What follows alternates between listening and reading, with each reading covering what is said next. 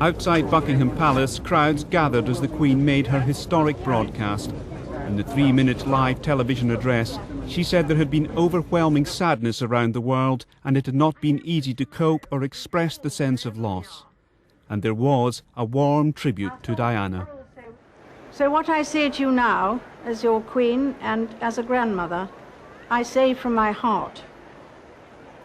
First, I want to pay tribute to Diana myself. She was an exceptional and gifted human being.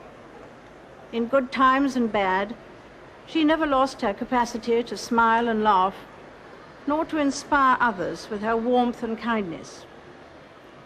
I admired and respected her for her energy and commitment to others, and especially for her devotion to her 2 boys.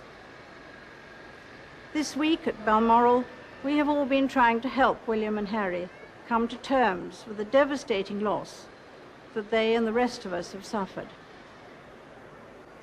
No one who knew Diana will ever forget her. Millions of others who never met her, but felt they knew her, will remember her.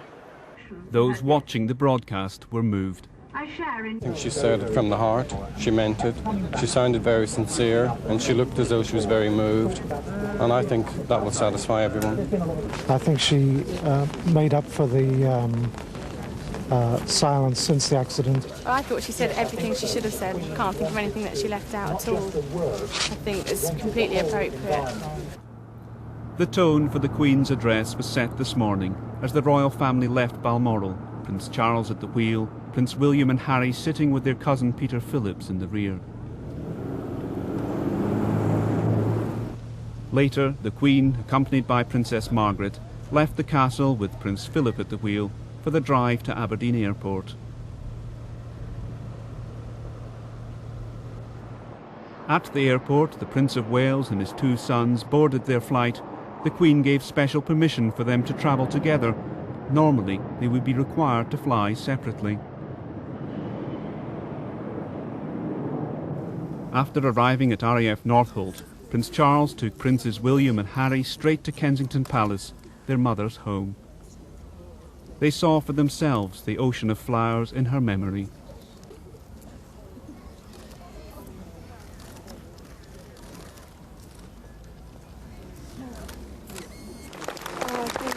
Spontaneous applause helped remove any sense of awkwardness, and there was a warm response to the people's desire to share in the grief and mourning.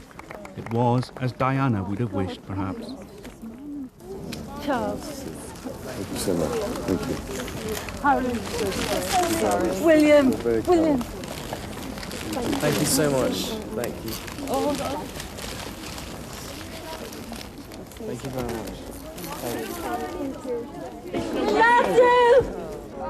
There was a hug for one well-wisher.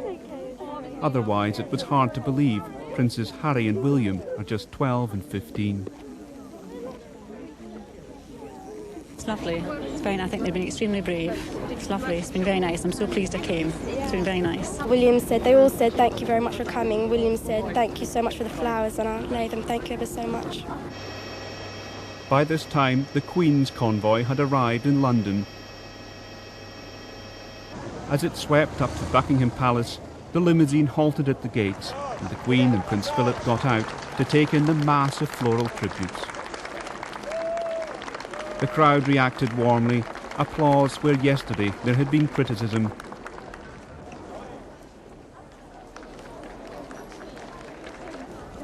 The Queen and Prince Philip accepted bouquets and chatted to people in the crowd.